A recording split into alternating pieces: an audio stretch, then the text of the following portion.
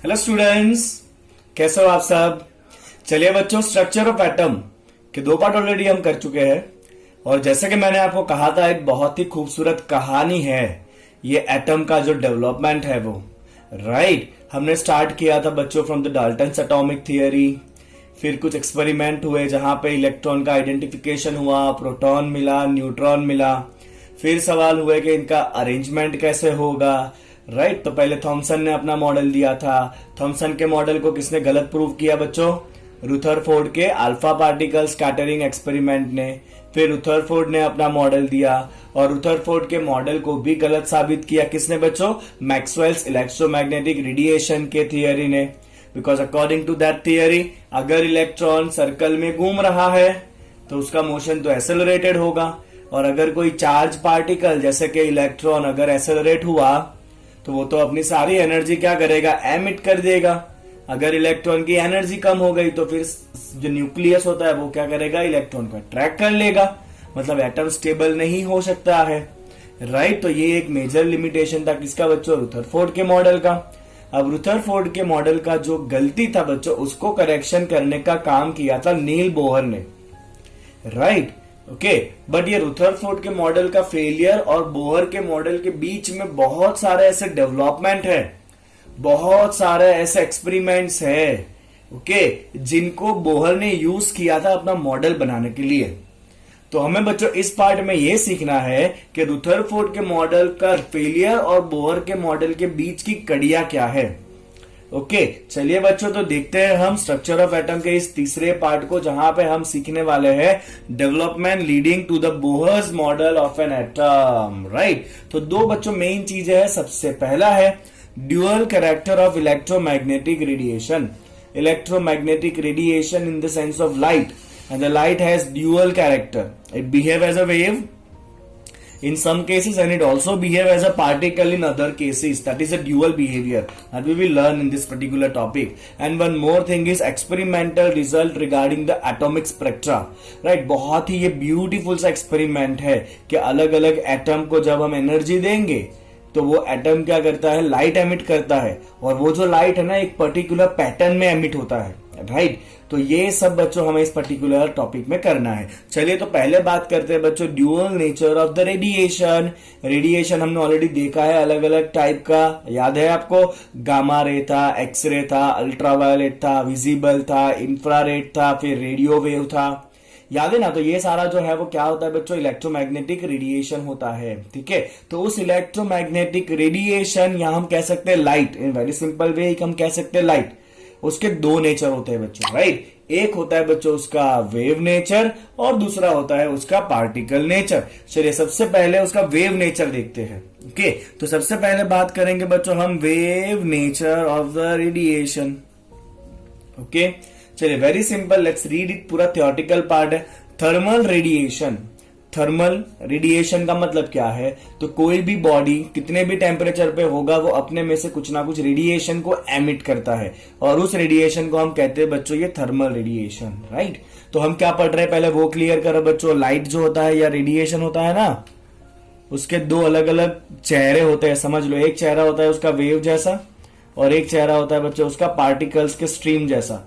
तो अभी हम पहले बच्चों उसका वेव नेचर पढ़ेंगे और फिर उसका पार्टिकल नेचर पढ़ेंगे लाइट के लिए। ठीक है, चलिए, तो thermal radiation that is the radiations emitted and absorb by heated body.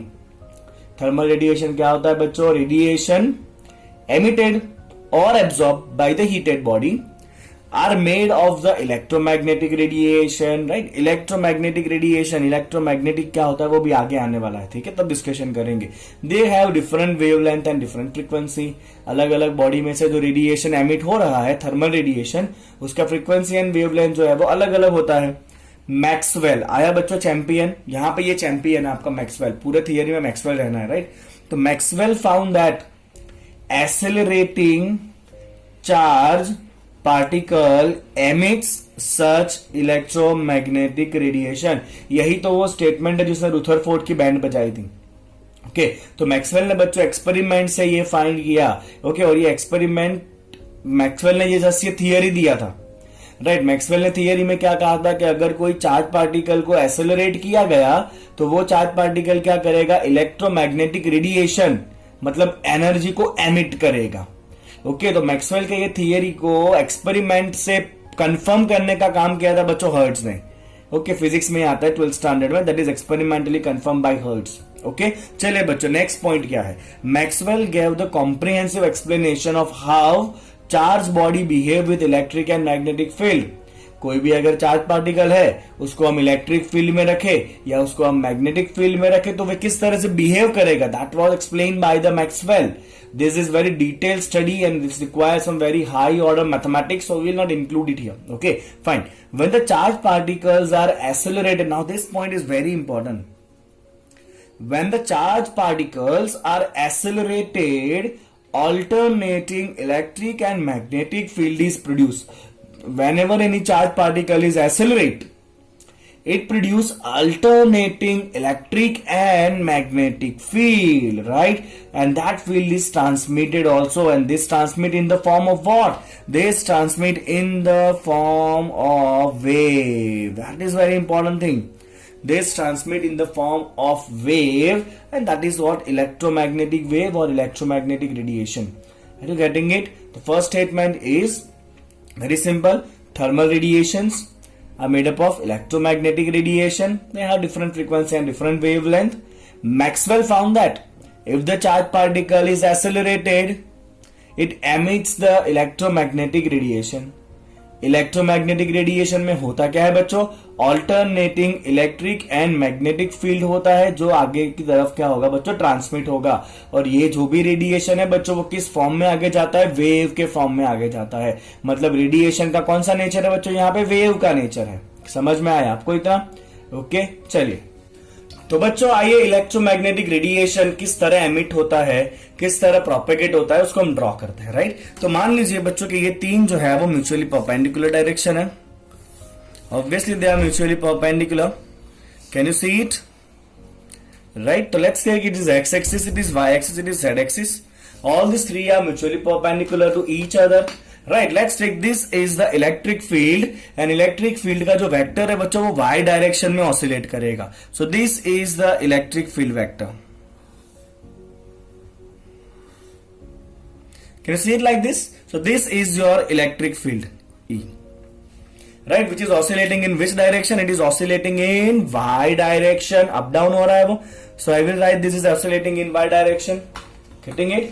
Okay, now let's write the magnetic field. So magnetic field will oscillate in z direction, that is in third dimension. So you can have the magnetic field like this. It is oscillating in the third dimension. Are you able to understand it? What is happening? Right, so your electric field, so this is a magnetic field B. So magnetic field is in this direction. Can you see it? It is in parallel to the z axis. This is z axis and this is parallel to the z axis, right? While your other field, which is your electric field, is parallel to the y axis. Okay, so this magnetic field is in the z axis direction oscillating. Okay, so this all three are mutually perpendicular. Your wave is propagating in the third direction. Electric field is in y direction, magnetic field is in z direction, while the wave is propagating in x direction. So this is the direction of the propagation of the wave. What is this? Direction of wave propagation. Right, so these all three are mutually perpendicular to each other. Okay, so what is happening? These are the three perpendicular direction. In this direction your electric field is oscillating, in this direction your magnetic field is oscillating, and the wave is propagating in this direction, right? So this wave is ultimately made up of these both fields. Wave है क्या बच्चों, wave जो है ना वो ये दोनों field का बना हुआ है। दोनों फील्ड क्या हो रहा है बच्चों, अल्टरनेटिवली चेंज हो रहा है म्यूचुअली अपोजिट डायरेक्शन में, म्यूचुअली परपेंडिकुलर डायरेक्शन में। ओके, और ये वेव जो है वो इलेक्ट्रिक फील्ड जो है वही धीरे धीरे कहा जा रहा है, आगे जा रहा है, and that is considered as the electromagnetic wave. समझ आया आपको? Electric field and magnetic field जो है वो ऑसिलेट होते होते कहां जा रहा है बच्चों, आगे जा रहा है, and that is considered as the electromagnetic wave. तो it was decided that the radiation is having which kind of nature, the radiation is having wave nature. कौन कहा बच्चों ये थियरी? मैक्सवेल ने कहा था, राइट। कहां से कहा था? from the thermal radiation and the energy or the radiation emitted by the charged particles, right? चलिए आगे बढ़ते हैं बच्चों।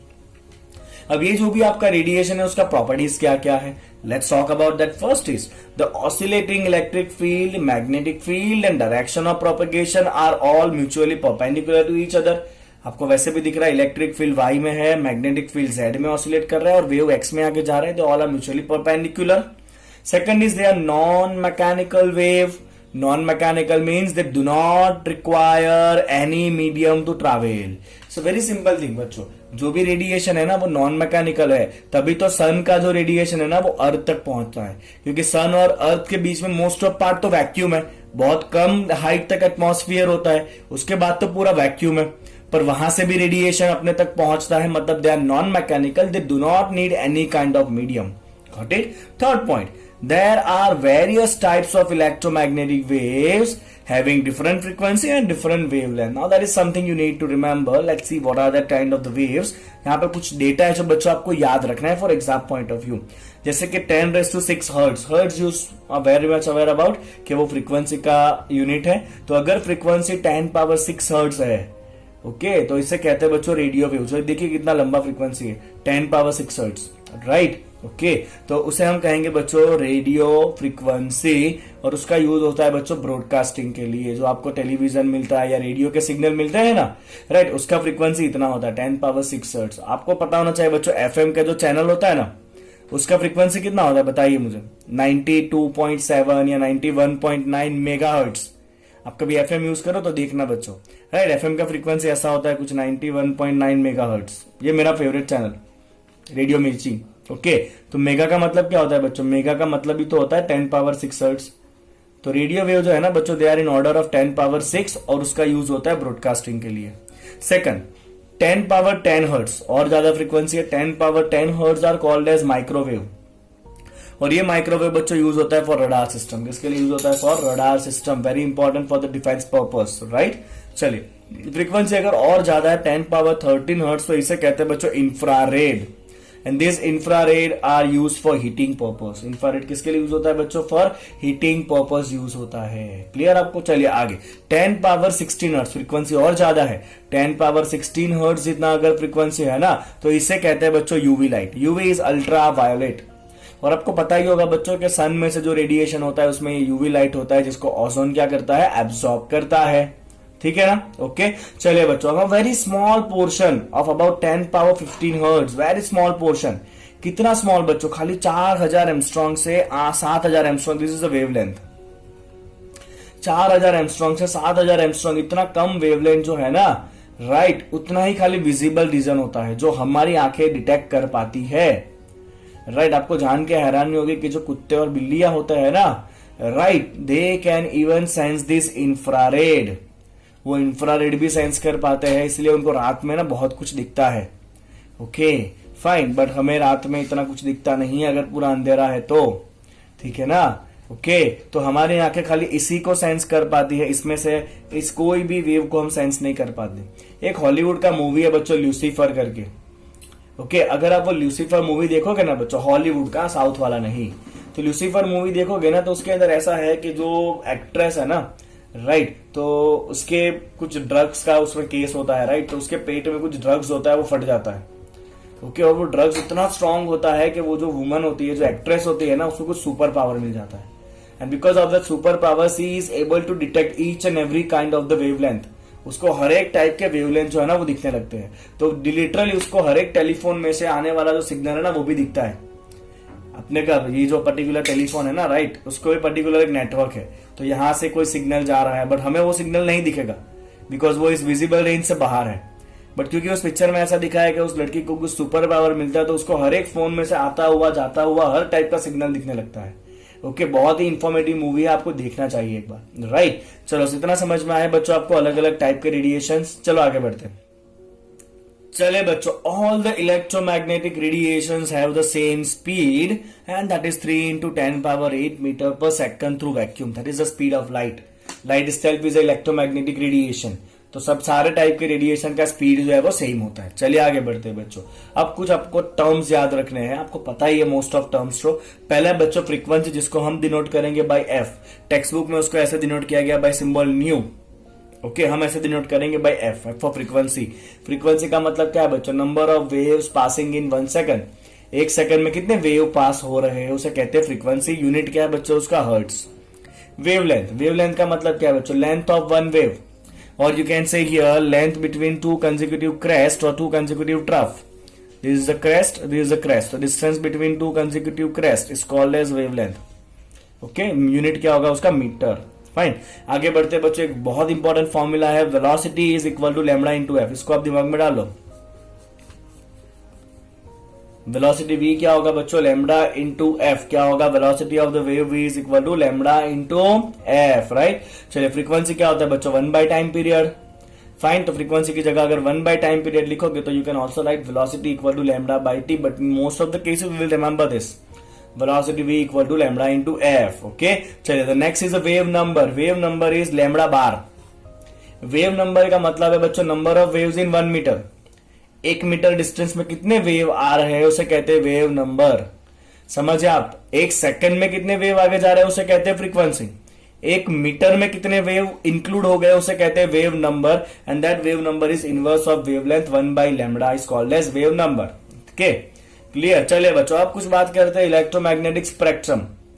मतलब बहुत सिंपल, हमने जो आगे अभी अलग अलग टाइप के वेव्स देखे ना, यूवी रेज देखा, अल्ट्रा, फिर वो इंफ्रारेड देखा, रेडियो देखा, तो इन सबको जब हम साथ में रखते हैं ना बच्चों तो एक पूरा सीरीज बनता है।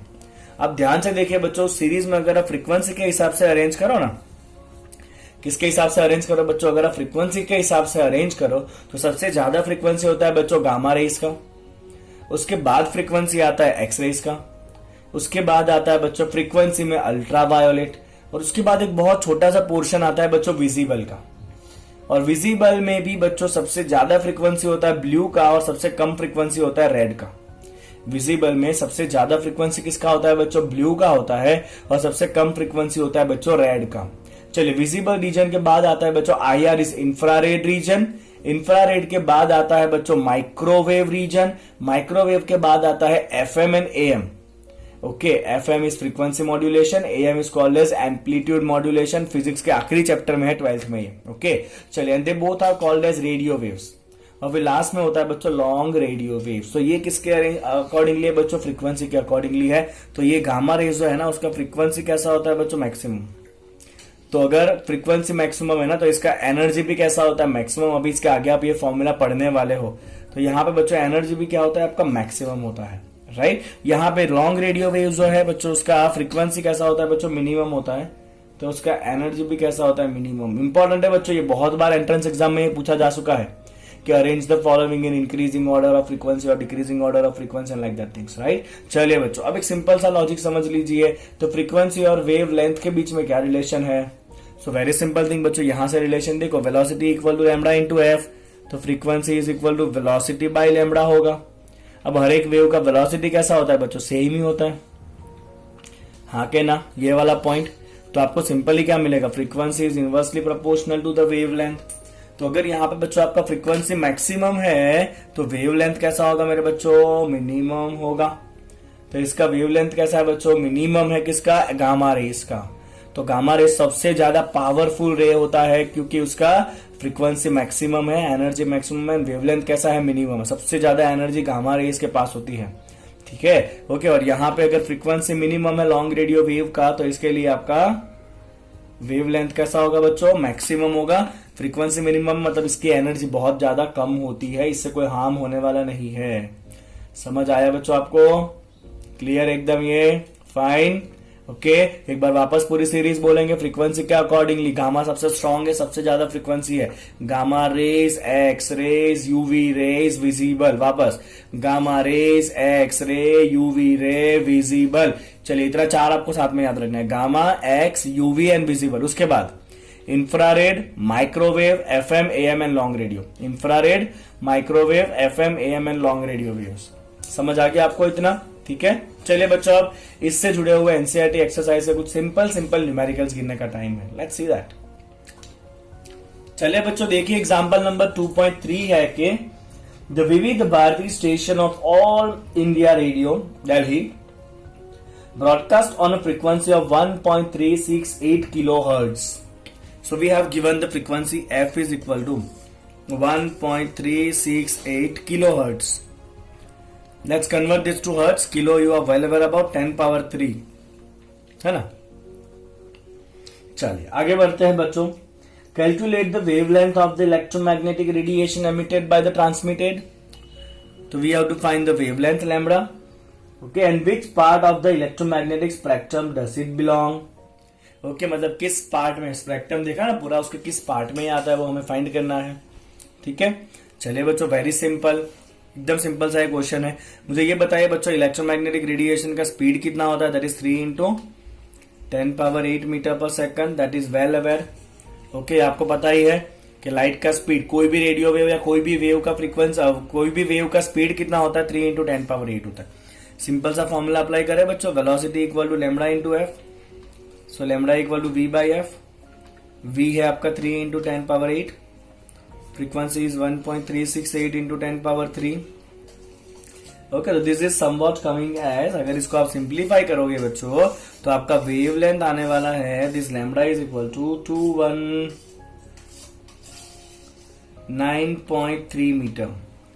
कितना आ रहा है बच्चों ये आपका 2.913 मीटर के वेव लेंथ में आपका ये वेव आएगा. ठीक है, और आप देखिए बच्चों वेव लेंथ कितना ज्यादा है, 219 मीटर जितना वेव लेंथ है. तो this wave length is very high. तो सबसे ज्यादा वेव लेंथ किसका होता है बच्चों बताइए तो. यस, सबसे ज्यादा वेव लेंथ होता है बच्चों रेडियो वेव का. तो this is in the region of radio wave. तो रेडियो वेव जो है ना बच्चों उसका वेव लेंथ होता है in the order of 10 power 2. कितना होता है उसका वेवलेंथ 10 पावर 2, मतलब 100 के मल्टीपल में उसका वेवलेंथ होता है, 100 के आजू बाजू. तो यहाँ पे 200 है ना, मतलब वेवलेंथ जो है वो किस रेंज में है बच्चों, रेडियो वेव के रेंज में है. समझ आ गया आपको पहला क्वेश्चन, इजी है ना एकदम. चलो बच्चों ऐसा ही दूसरा क्वेश्चन अब देखो. तो आपका दूसरा क्वेश्चन है बच्चों the wavelength range of the visible spectrum extend from violet 400 nanometre to red 750 nanometre. Express the wave length in form of frequency. चलो वेव लेंथ से फ्रीक्वेंसी कन्वर्ट करना है. आप तो उस्ताद हो उसमें. 2.4. चलिए हमें क्या दिया हुआ है बच्चों, हमें दिया हुआ है वेव लेंथ फॉर वायलेट कितना है 400 नैनोमीटर. इसका पहले फ्रीक्वेंसी गिन लेते हैं. ठीक है, 400 नैनो आपने ऑलरेडी पढ़ा हुआ है फिजिक्स के फर्स्ट चैप्टर में, 10 पावर -9 मीटर. चलिए स्पीड कितना होता है बच्चों बताइए. किसी भी वेव का स्पीड होता है 3 इंटू 10 पावर 8 मीटर पर सेकंड. क्या करेंगे बच्चों हम, velocity equal to lambda into F. ये दोनों वायलेट के लिए तो नीचे वी लिख देंगे. तो frequency of violet is equal to V by lambda of V. Speed है 3 इंटू 10 पावर 8 और लैम्बडा कितना है बच्चों उसका 400 इंटू 10 पावर -9. ठीक है, चलिए आपका काम है बच्चों इसको सॉल्व करना है. जैसे आप इसको सॉल्व करोगे आपका आंसर आएगा 7.5 इंटू 10 पावर 14 हर्ट्ज. तो ये हो गया फ्रीक्वेंसी ऑफ वायलेट. यही सेम फॉर्मूला आप अप्लाई करो. रेड कलर का वेवलेंथ आपको दिया है लैम्बडा ऑफ रेड, ये आपको दिया है बच्चों 750 नैनोमीटर. सेम फॉर्मूला आप अप्लाई करो और जब फ्रीक्वेंसी ऑफ रेड कलर निकालोगे ना बच्चों तो आपका रेड कलर का फ्रीक्वेंसी आएगा कुछ 4 इंटू 10 पावर 14. राइट, तो ये फ्रीक्वेंसी रेंज कितना हो जाएगा बच्चों आपका, ये वायलेट का फ्रीक्वेंसी है, ये आपका रेड का फ्रीक्वेंसी है. तो फ्रीक्वेंसी का रेंज कितना हो जाएगा, फ्रीक्वेंसी का रेंज आपका हो जाना है बच्चों that is equal to 4 into 10 power 14 hertz से लेके 7.5 इंटू 10 पावर 14 हर्ट्ज. बोलो समझ में आया आपको इतना. ठीक है, चलिए बच्चों ऐसा एक आखिरी क्वेश्चन आपके स्क्रीन के ऊपर आ चुका है लगभग. तो क्वेश्चन है आपका नंबर 2.5.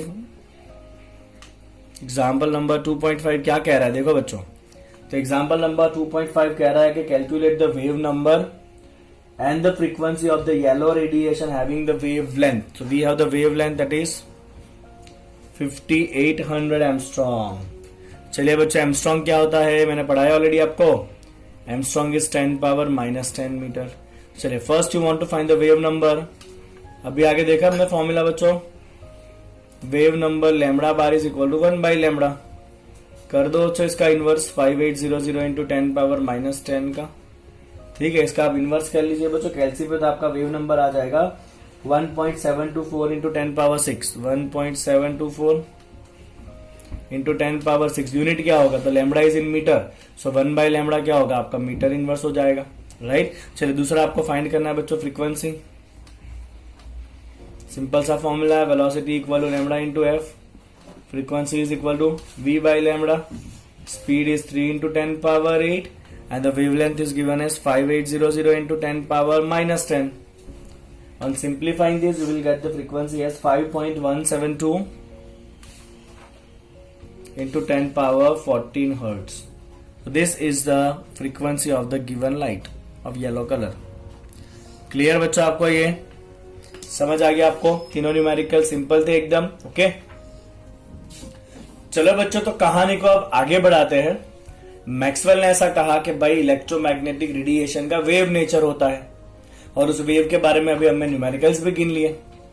अब कुछ ऐसे पर्टिकुलर एक्सपेरिमेंट्स हुए या कुछ ऐसे पर्टिकुलर फिनोमिना हुए जिसको वेव नेचर एक्सप्लेन नहीं कर सकता था। कौन कौन सा है वो फिनोमिना, देखो बच्चों। Interference and diffraction can be explained by the wave nature of the light. This both things you are going to study in the 12th standard physics. Interference, दो लाइट वेव एक दूसरे के ऊपर गिरेंगे तो क्या पैटर्न बनेगा, that you can explain by the wave nature. Same as diffraction, किस तरह से लाइट का जो वेव है या कोई भी वेव है वो ऑब्स्टेकल से मुड़ता है, ओके, बैंड होता है, that is called as diffraction. That both phenomena you can explain by the wave nature, but following can not be explain by the wave nature, can not be explain by the wave nature. कौन है वो? सबसे पहला, the nature of the emission of the radiation from the hot bodies, that is called as black body radiation. क्या कहते हैं बच्चों, ये ब्लैक बॉडी रेडिएशन। कोई भी गर्म ऑब्जेक्ट में से किस तरह से रेडिएशन एमिट होता है, कोई भी गर्म बॉडी में से जो रेडिएशन एमिट हो रहा है, इसे हम कहते हैं ब्लैक बॉडी रेडिएशन। उसको हम वेव नेचर कंसिडर करके एक्सप्लेन नहीं कर सकते हैं। अगर आपने ये लिया कि रेडिएशन वेव के फॉर्म में है तो आप उस ब्लैक बॉडी के रेडिएशन को एक्सप्लेन नहीं कर पाओगे। दूसरा phenomena, photo electric effect. Photo electric effect क्या है बच्चों? तो जब भी कोई लाइट किसी मेटल के ऊपर गिरेगी तो मेटल में से इलेक्ट्रॉन इजेक्ट होता है। जब भी कोई लाइट मेटल के ऊपर गिरेगी तो मेटल में से इलेक्ट्रॉन इजेक्ट होता है, इसे कहते हैं फोटो इलेक्ट्रिक इफेक्ट। जो हम ये वेव नेचर, अगर हमने ऐसा माना कि जो गिरने वाला लाइट है वो वेव है, तो हम ये फोटो इलेक्ट्रिक इफेक्ट को भी नहीं एक्सप्लेन कर सकते। तो दूसरा फिनोमिना है photo electric effect, that is the emission of the electron from the metal when electromagnetic radiation strikes on it. Third phenomena, variation of the heat capacity of the solid as a function of temperature. जो solid body होता है बच्चों, उसका जो heat capacity है, heat capacity मतलब heat को store करने का एबिलिटी, वो टेम्परेचर के साथ किस तरह वेरी होता है, वो भी आप वेव नेचर से नहीं समझा सकते हो लाइट के। चौथा एंड इंपॉर्टेंट फिनोमिना बच्चों, that is a line spectra of atoms with special reference to hydrogen. कोई भी एलिमेंट को अगर हमने एनर्जी दिया, राइट, तो वो क्या करेगा, एक लाइट को एमिट करेगा और उसमें पर्टिकुलर पैटर्न बनता है, that is called as emission spectra. और वो एमिशन स्पेक्ट्रा को भी आप लाइट का वेव नेचर से नहीं समझा सकते हो। All this indicate the system can take place energy only in the discrete amount. All the possible energy can not be taken up और radiated. Now this statement is very important, इसीलिए इसको लाल pen से लिखा है। ये सारे के सारे जो चारों फिनोमिना है ना बच्चों, इन सबके पीछे एक ही लॉजिक है कि कोई भी सिस्टम जो होगा या कोई भी बॉडी होगा ना, वो एनर्जी को पर्टिकुलर पैकेट के फॉर्म में एब्जॉर्ब कर सकता है, कंटिन्यूस वे में ऑब्जॉर्ब नहीं कर सकता है, राइट। अब ये समझो बच्चों, आप पैकेट क्या होता है और कंटिन्यूस क्या होता है। सिंपल सी बात है बच्चों, अगर आप पार्ले जी बिस्किट लेने जाते हो मार्केट में तो आपको कंपलसरी पैकेट लेना पड़ेगा। एक पैकेट दो, 2 पैकेट दो, 3 पैकेट दो। क्या आप कभी ऐसा कह सकते हो कि मुझे 3.5 पैकेट चाहिए? मिलेगा आपको? नहीं मिलेगा ना, आपको पूरा पैकेट ही मिलता है। But on the other hand बच्चों, अगर मान लो आप शुगर लेने गए या सॉल्ट लेने गए तो you can buy it in any quantity starting from 10 gram to 1 kg 2 kg, that is up to you. आप ऐसा भी कह सकते हो मुझे 1 किलो 10 ग्राम दो, 1 किलो 20 ग्राम दो, मतलब that is a continuous, okay. But जो पार्ले जी वाला एग्जाम्पल है that is a discrete, okay, मतलब उसमें सारे वैल्यू नहीं आते, खाली जो होल इंटीजर्स है, इंटीजर वैल्यू है, खाली वही आने वाले हैं। तो ये सारे सिस्टम जो है ना, ये सारे एक्सपेरिमेंट का लॉजिक कॉमन है कि जो भी बॉडी होगा ना वो एनर्जी को खाली डिस्क्रीट वे में एब्जॉर्ब करेगा, पैकेट के फॉर्म में एब्जॉर्ब करेगा, कंटिन्यूस फॉर्म में एब्जॉर्ब नहीं कर सकता है। राइट मतलब अगर पैकेट के फॉर्म में एनर्जी आ रहा है तो packet is the kind of particle. Energy कहां से आ रहा है? रेडिएशन में से आ रहा है। तो यहां तो क्या हो गया बच्चों कि जो रेडिएशन है वो किस फॉर्म में आ गया? पैकेट मतलब पार्टिकल के फॉर्म में आ गया। आगे थियरी में क्या किया? रेडिएशन वेव के फॉर्म में है। यहां पे क्या आ गया? रेडिएशन जो है वो पैकेट मतलब पार्टिकल के फॉर्म में है। चलिए बच्चों वन बाय वन सारे फिनोमिना को डिस्कशन करते हैं अभी। चलिए तो बात करते हैं about the first phenomena that is a black body radiation. पहले थोड़ा रेडिएशन समझते हैं फिर ब्लैक बॉडी क्या होता है वो देखते हैं। चलिए it is explain by the max Planck. Okay किसने एक्सप्लेन किया था बच्चों? याद रखना वेव थियरी किसने दिया था? मैक्सवेल ने दिया था। राइट और ये पार्टिकल वाले नेचर में सारा काम जो है ना वो मोस्टली काम किया बच्चों मैक्स प्लांक ने। राइट तो ये ब्लैक बॉडी रेडिएशन सबसे पहले एक्सप्लेन किया था बच्चों मैक्स प्लांक ने इन 1900। क्या है बच्चों? ये देखो तो hot objects emit the electromagnetic radiation over a wide range of the wavelength. Okay और दूसरा हमने थर्मल रेडिएशन ऑलरेडी कह दिया था कि कोई भी गर्म ऑब्जेक्ट जो है वो क्या करेगा? अपने में से रेडिएशन एमिट करेगा। Okay so hot objects emit the electromagnetic radiation over wide range of the wavelength. अलग अलग वेवलेंथ एमिट होंगे उसमें से। एट हाई टेम्परेचर अगर आपने टेम्परेचर बढ़ाया ना तो रेडिएशन जो है वो विजिबल रीजन तक जा सकता है। किस रीजन तक जा सकता है बच्चों? It goes to the visible region अगर आपने टेम्परेचर और ज्यादा बढ़ाया तो। So at high temperature you can see the radiation. एक सिंपल एक्सपेरिमेंट देखते हैं बच्चों। अगर आपके पास आयरन का एक रॉड है और अगर आप उस रॉड को फर्नेस के अंदर रख दोगे गर्म करने के लिए तो उसका कलर कैसा वेरी होगा वो देखो बच्चों। When the iron rod is heated then with raise in temperature सबसे पहला कलर होता है बच्चों उसका डल रेड। उसको गर्म करोगे ना तो पहले वो डल रेड कलर का बनेगा, वहां से वो इंटेंस रेड कलर का बनेगा, वहां से वही रॉड और गर्म करने पे व्हाइट कलर का हो जाएगा। राइट आपको मतलब उसमें से व्हाइट लाइट आती हुई दिखेगी और फाइनली और गर्म करोगे ना it will turn to the blue. Right अब मैंने आपको ऑलरेडी बता दिया है कि ब्लू कलर जो है उसका वेवलेंथ कैसा होता है बच्चों? सबसे कम होता है from the visible reason. Okay और रेड कलर का वेवलेंथ कैसा होता है बच्चों? मैक्सिमम होता है। तो लो टेम्परेचर पे बच्चों आपको वेवलेंथ कैसा मिलेगा? लॉन्ग वेवलेंथ मिलेगा। यहां पे टेम्परेचर कैसा बच्चों? लो है। सो लो टेम्परेचर पे आपका लॉन्ग वेवलेंथ एमिट होता है और हाई टेम्परेचर पे जाते जाते बच्चों क्या होना है आपका? शॉर्ट वेवलेंथ एमिट होना चालू हो जाएगा। राइट चलिए with raise in temperature shorter wavelength is obtain. With raise in temperature shorter wavelength is obtain. मतलब टेम्परेचर बढ़ाने पे ये वाले रीजन में आप जाओगे शॉर्ट वेवलेंथ पे। Intensities of the radiation of the different wavelength emitted by the hot body depends on temperature। मतलब अलग अलग वेवलेंथ में कितना इंटेंसिटी होगा? Intensity of the radiation of the different wavelength, जो भी आपका रेडिएशन हो रहा है उसमें कितना इंटेंसिटी होगा, कितना ब्राइटनेस होगा बच्चों, वो कौन किस पे डिपेंड करता है? बॉडी के टेम्परेचर पे डिपेंड करता है। Right objects made of the different materials and the different temperature emit the different amount of radiation. अलग अलग बॉडी जो है वो अलग अलग अमाउंट में अपने टेम्परेचर के हिसाब से रेडिएशन को एमिट करेंगे।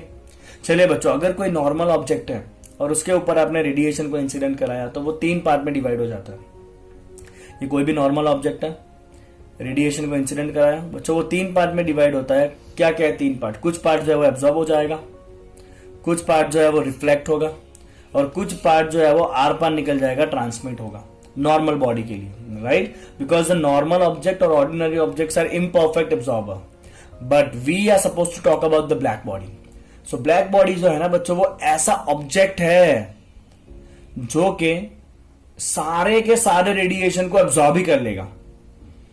कोई रिफ्लेक्ट नहीं होगा, कोई ट्रांसमिट नहीं होगा, सब कुछ क्या हो जाएगा? एब्जॉर्ब हो जाएगा। And that body is called as black radiation, जो सारे रेडिएशन को एब्जॉर्ब कर लेता है। Right okay so let's define the black body. An ideal body which emits and absorb radiations of all the frequency uniformly। ऐसा body जो हर एक frequency को एब्जॉर्ब कर ले या हर एक फ्रीक्वेंसी को एमिट कर सकता है, that body is called as black body. वापस एक बार पढ़ते हैं बच्चों। An ideal body which emits and absorb the radiation of all the frequency uniformly। this part is important। उसके ऊपर जितने भी फ्रीक्वेंसी गिरे वो सारे फ्रीक्वेंसी को यूनिफॉर्मली एब्जॉर्ब करेगा, या उस बॉडी को आप गर्म करोगे तो वो सारे फ्रीक्वेंसी को यूनिफॉर्मली एमिट करेगा, सारे फ्रीक्वेंसी को एमिट करेगा। And that body is called as what? Black body, right. तो ब्लैक बॉडी एक ऐसा ऑब्जेक्ट है जो अपने ऊपर गिरने वाले सारे रेडिएशन को एब्जॉर्ब कर लेगा। या फिर आप ब्लैक बॉडी को गर्म करोगे तो उसमें से हर एक वेवलेंथ या हर एक फ्रीक्वेंसी वाला वेव एमिट होता है। चलिए बच्चों, it is not possible, it is just an ideal concept. Possible होता नहीं है परफेक्ट ब्लैक बॉडी।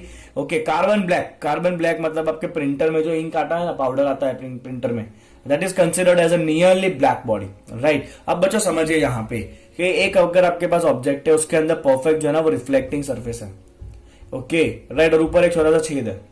अब यहां से अगर कोई लाइट अंदर एंट्री किया, हमने यहां पे ना बच्चों एक रिफ्लेक्टिंग सरफेस लगा दिया है, और विल हैपन, लाइट यहां पे आया, इधर से रिफ्लेक्ट हुआ, यहां पे टकराया, कुछ पार्ट में एब्जॉर्ब हो जाएगा, वापस कुछ पार्ट एब्जॉर्ब होगा, बाकी का रिफ्लेक्ट होगा, कुछ पार्ट एब्जॉर्ब, कुछ पार्ट रिफ्लेक्ट, कुछ पार्ट एब्जॉर्ब, कुछ पार्ट रिफ्लेक्ट, ऐसा होता रहेगा। और लाइट जो है ना बच्चों वो अंदर अंदर ही घूमता रहेगा, वापस बाहर आने वाला नहीं है। तो आई कैन से कि ये जो पर्टिकुलर होल है ना, ये एक ब्लैक बॉडी है। क्यों? क्योंकि वो अपने अंदर आने वाले सारे रेडिएशन को एब्जॉर्ब कर लेगा, बाहर नहीं जाने देगा वापस। Getting it? समझ आया आपको? ओके, चलिए बच्चों, any ray enter in the cavity with no other opening, as you can see there is no other opening, right, will reflected by the cavity walls and will be eventually absorbed by the wall। कोई भी radiation अंदर गया, wall की वजह से वो reflect होता रहेगा और धीरे धीरे एब्जॉर्ब होकर खत्म हो जाएगा अंदर ही। And we can say this is the perfect absorber. Okay, a black body is also perfect radiator. Perfect absorber तो है, होता ही है ब्लैक बॉडी। देखिए बच्चों, यहां पे एब्जॉर्ब भी वर्ड है और एमिट भी वर्ड है। मतलब वो या तो हर एक फ्रीक्वेंसी को यूनिफॉर्मली एब्जॉर्ब करेगा, या तो आप उसको गर्म करोगे तो हर एक फ्रीक्वेंसी को यूनिफॉर्मली एमिट भी कर सकता है, राइट। मैं इसलिए हर एक पॉइंट को इतना डिटेल में ले जा रहा हूं बिकॉज एक बार अगर आपने इसको समझ लिया तो बार बार फिर मेहनत करने का काम नहीं है, भगाने वाला अपना काम नहीं होता है, राइट। चलिए, अ black body is also perfect radiator of the radiant energy. Black body is in thermal equilibrium with its surrounding. Energy emitted per unit area is energy absorb per unit area. क्योंकि वो thermal equilibrium में है ना। Equilibrium का मतलब क्या है? जितना लेगा उतना ही वापस दे देना पड़ेगा, राइट। तो ब्लैक बॉडी को अगर आपने एटमॉस्फेयर में रखा है तो वो जितना एनर्जी एब्जॉर्ब करता है ना उतना ही एनर्जी वापस क्या करेगा? वो एमिट भी कर देगा। इसका मतलब टेम्परेचर वेरी होने वाला नहीं है, right. Will just remember this point, energy emitted per unit area is energy absorb per unit area in the same time, right. चलिए बच्चों, एक रेड पॉइंट आया, मतलब ये इंपॉर्टेंट पॉइंट है। The amount of the light emitted, that is intensity of the radiation from the black body and its spectral distribution depends only on the temperature। very important point है कि black body का जो भी radiation emit हो रहा है उसका intensity या उस रेडिएशन के अंदर कौन कौन सा फ्रीक्वेंसी प्रेजेंट होगा, ये सब खाली एक ही चीज के ऊपर डिपेंड करता है, that is temperature. The amount of light emitted, that is intensity, okay. And the spectral distribution मतलब the wavelength of frequency present, कौन कौन सा वेवलेंथ प्रेजेंट होगा एमिशन के अंदर, wavelength of frequency present, right. तो I will just mention it one more time here, intensity of the light and frequency present.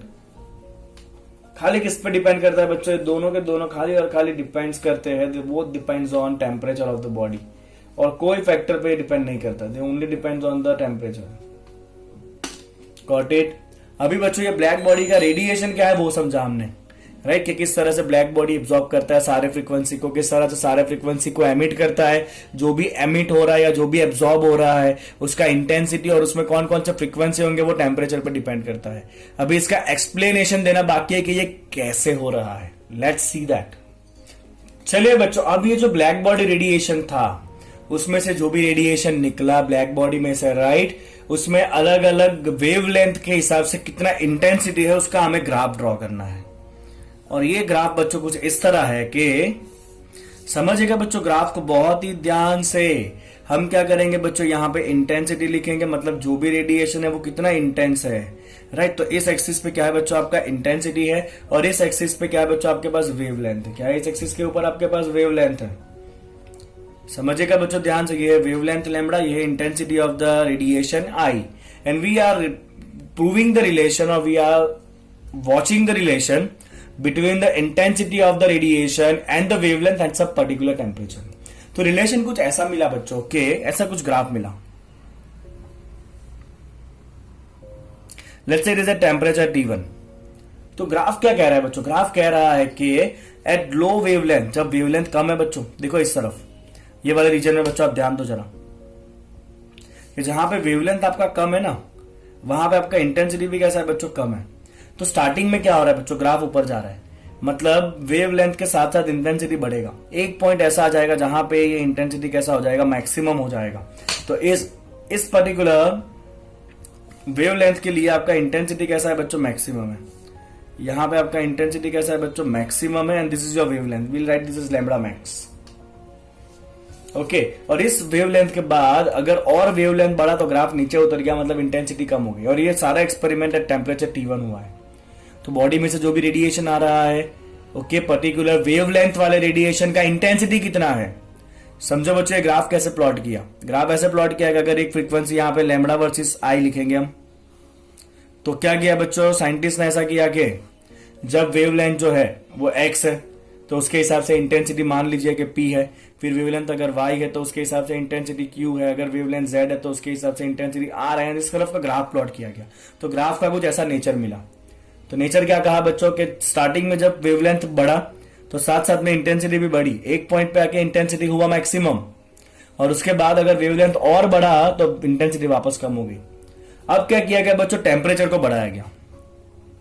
तो temperature को बढ़ाने से बच्चों ये ऑब्जर्व हुआ कि, देखिए ध्यान से, मैं मार्कर चेंज कर रहा हूं. टेम्परेचर को बढ़ाने से अगर आप बॉडी को और गर्म करोगे तो ऑब्वियसली क्या इंटेंसिटी तो बढ़ना है, ज्यादा रेडिएशन एमिट होगा. तो बच्चों ग्राफ कुछ इस तरह मिला.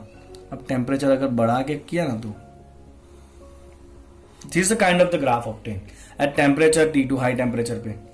ओके. तो यहाँ पे दो चीजें एक तो इंपॉर्टेंट है बच्चों. सबसे पहला इंपॉर्टेंट ये है कि इंटेंसिटी बढ़ा, ग्राफ ऊपर गया, और जो मैक्सिमम इंटेंसिटी के रिलेटेड पॉइंट है ना बच्चों, वो देखिए आप क्या हुआ. देखिए अब यहां पे आपका इस वेवलेंथ के ऊपर लैम्बडा मैक्सिमम है और इंटेंसिटी आपका ये है मैक्सिमम वैल्यू. समझ रहे हो बच्चों? तो हो क्या रहा है कि अगर आपने टेम्परेचर बढ़ाया ना तो इंटेंसिटी का मैक्सिमम वैल्यू बढ़ा, बट जिस वेवलेंथ के लिए वो मैक्सिमम इंटेंसिटी मिल रहा है ना, वो वेवलेंथ कम हो गया. देखो अब यहां पे आ गया ना. ओके. तो टेम्परेचर बढ़ाने से बच्चों ध्यान से देखना, टेम्परेचर बढ़ाने से हो क्या रहा है? इंटेंसिटी तो बढ़ा, बट जिस वेवलेंथ के लिए वो इंटेंसिटी मैक्सिमम हो रहा है ना, वो घट गया. राइट. ये नीचे वाले ग्राफ के लिए देखो बच्चों, इस वेवलेंथ के ऊपर आपका इंटेंसिटी मैक्सिमम है. अब टेम्परेचर बढ़ाने से बच्चों इंटेंसिटी तो बढ़ा, बट जिस वेवलेंथ के लिए वो इंटेंसिटी मैक्सिमम हुआ ना, वो वेवलेंथ कम हो गया. राइट. तो यहां से बच्चों आपको एक छोटा सा स्टेटमेंट याद रखना है, veins displacement law. Veins displacement law for the black body. आपके टेक्स्ट बुक में ये इंक्लूडेड नहीं है बट इंपॉर्टेंट है. तो वेन्स डिस्प्लेसमेंट लॉ बच्चों कहता है कि lambda into T is equal to constant. क्या कहता है बच्चों ये rule? Lambda into T is equal to constant. ये लैम्बडा क्या है बच्चों? लैम्बडा मतलब वो फ्रीक्वेंसी जहां पे आपका इंटेंसिटी मैक्सिमम हो रहा है. लैम्बडा क्या है बच्चों? लैम्बडा वो वेवलेंथ है जहां पे आपका इंटेंसिटी मैक्सिमम हो रहा है. आप देखो बच्चों ध्यान से, जब टेम्परेचर ज्यादा था T1, जब टेम्परेचर आपका ज्यादा था तो वेवलेंथ तो टेम्परेचर आपका कम था ना T1, टेम्परेचर कम था तो वेवलेंथ का वैल्यू ज्यादा था, लैम्बडा मैक्सिमम ज्यादा वैल्यू मिल जाता. इस तरफ है. जब टेम्परेचर बढ़ा तो आपका जो लैम्बडा मैक्सिमम वाला पॉइंट है वो कम हो गया, मतलब both are in inverse relation. तो देखो बच्चों मतलब क्या होगा? लैम्बडा मैक्सिमम इंटू टी कैसा होता है? ऑलवेज कांस्टेंट होता है. तो this is the graph obtain for the black body radiation. अब इसको समझाने की ट्राई किया गया फ्रॉम द वेव नेचर जो फेल हो गया. देखो बच्चों, intensity can not be expressed as a function of the wavelength. यहां पे देखो बच्चों, इंटेंसिटी और वेवलेंथ के बीच में कुछ रिलेशन है, मतलब intensity depends on wavelength, but as per the wave nature intensity wavelength पे डिपेंड नहीं करता है. राइट. तो वेव नेचर तो फेल हो गया यहां पे, क्योंकि यहां पे तो इंटेंसिटी जो है वो वेवलेंथ पे डिपेंड कर रहा है. राइट. बट वेव नेचर में तो ऐसा कोई लॉजिक ही नहीं है. Wave nature of the light fail to express this phenomena. Wave nature यहां पे फेल हो गया. चलिए बच्चों, तो अभी प्लांक ने क्या एक्सप्लेनेशन दिया वो देखते हैं. इस ब्लैक बॉडी को समझाने का काम प्लांक ने किया था. प्लांक ने कहा कि he assume that absorption and emission of the radiation arises from the oscillator. अब ये इंपॉर्टेंट पॉइंट है कि ये रेडिएशन एमिट हुआ या रेडिएशन एब्जॉर्ब हुआ, ये सब कुछ हो रहा है because of the oscillator. Oscillator कहां आया? तो जो भी ब्लैक बॉडी है ना, उस ब्लैक बॉडी के वॉल के अंदर कुछ ऑसिलेटर है, कुछ पार्टिकल है जो ऑसिलेट कर रहे हैं। This is what the Planck explain. तो प्लांक ने कहा कि ब्लैक बॉडी के सरफेस के ऊपर या उसके बॉडी के अंदर क्या है बच्चों? ऑसिलेटर्स है, that is atoms in the wall of cavity. ये ऑसिलेटर क्या करेंगे? There frequency of oscillation is change bye interaction with the oscillator of electromagnetic radiation. समझो बच्चों, जो भी आपका ब्लैक बॉडी है उसके वॉल के ऊपर क्या बहुत सारे ऐसे ऑसिलेटर हैं, राइट? और जब उसके ऊपर रेडिएशन गिरा तो रेडिएशन के अंदर भी ऑसिलेटर है, और जब ये रेडिएशन का ऑसिलेटर और ब्लैक बॉडी के वॉल का ऑसिलेटर जब दोनों के बीच में इंटरेक्शन हुआ ना, तो इस ऑसिलेटर का फ्रीक्वेंसी चेंज हो जाएगा। क्या होगा बच्चों? फ्रीक्वेंसी इसका चेंज होगा। एक एक पॉइंट इंपॉर्टेंट है, बहुत सारे बच्चे तो छोड़ देते हैं इसको, हमें नहीं छोड़ना है बिकॉज इसमें से इंपॉर्टेंट क्वेश्चन आ सकते हैं थियरी बेसिस, राइट? चलिए, he assume that radiation could be subdivided into discrete chunks of energy. बस यही इंपॉर्टेंट पॉइंट है जो प्लांक के थियरी का बेस है। उसने कहा कि जो रेडिएशन है ना, वो रेडिएशन जो है ना वो कंटिन्यूसली नहीं आ रहा है सॉल्ट की तरह। समझो, रेडिएशन सॉल्ट की तरह नहीं आ रहा है, बट रेडिएशन जो है ना वो आ रहा है in the form of packets. तो radiation could be subdivided into the discrete chunks of energy. समझ लो बच्चों, मतलब रेडिएशन जो है ना वो इस तरह, ये कंटिन्यूसली आ रहा है, ऐसा नहीं आ रहा है रेडिएशन। रेडिएशन ऐसे आ रहा है, पार्टिकल पार्टिकल पार्टिकल के फॉर्म में। This is what explain by the max Planck for the black body. और जब ये ऑसिलेटर और ये वॉल के ऑसिलेटर इंटरेक्ट करेंगे ना, तब जाके इसका फ्रीक्वेंसी चेंज होगा और कुछ ना कुछ रेडिएशन एमिट या एब्जॉर्ब होगा। देखो, ही एज्यूम दैट एटम्स और molecules could emit or absorb the energy only in the discrete quantity, not in continuous manner। तो जो भी एनर्जी एमिट होगा या जो भी एनर्जी एब्जॉर्ब होगा वो कंटिन्यूसली, मतलब कंटिन्यूस वे में एब्जॉर्ब नहीं हो सकता है। It can only absorb in the form of discrete way. Discrete way मतलब कुछ ना कुछ पैकेट में एब्जॉर्ब हो सकता है, वो कंटिन्यूसली एब्जॉर्ब होने वाला नहीं है। समझिए बच्चों, कंटिन्यूस का मतलब क्या है और डिस्क्रीट का मतलब क्या है, एक बार समझ लीजिए बच्चों। तो अगर मैं ऐसा वैल्यू लिखूं 1.1, 1.2, 1.25, तो इसे कहते हैं बच्चों कंटिन्यूस, हर एक वैल्यू पॉसिबल है। बट डिस्क्रीट का मतलब क्या है बच्चों? 1 पॉसिबल है, उसके बाद सीधा 2 पॉसिबल है, बीच का कोई वैल्यू पॉसिबल नहीं है, फिर डायरेक्ट 3 पॉसिबल है, पॉइंट में वैल्यू नहीं आएगा। That is called as discrete, this is called as continuous. समझ रहे हो बच्चों आप क्या लॉजिक है पूरा वो?